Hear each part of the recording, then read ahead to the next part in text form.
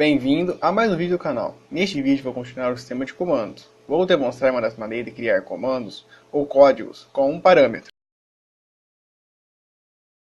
Para comandos que terão um parâmetro, será colocado junto ao comando o "-u" e em seguida o parâmetro.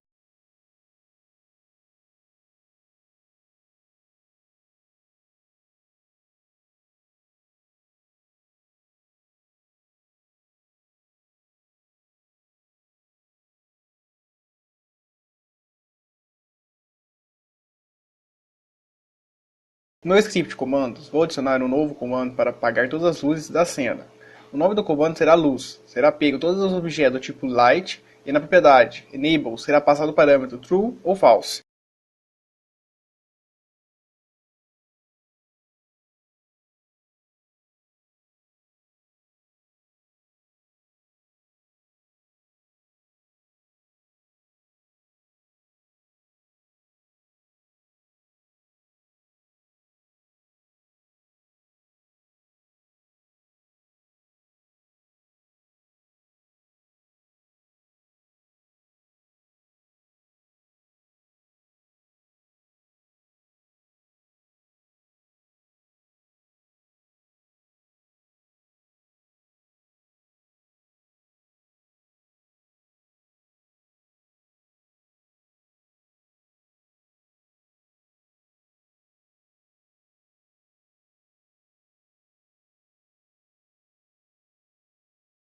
No script terminal, vou acionar uma nova função de nome analisar. Será para verificar se o comando tem ou não parâmetro. Também será verificado qual é a quantidade de parâmetros.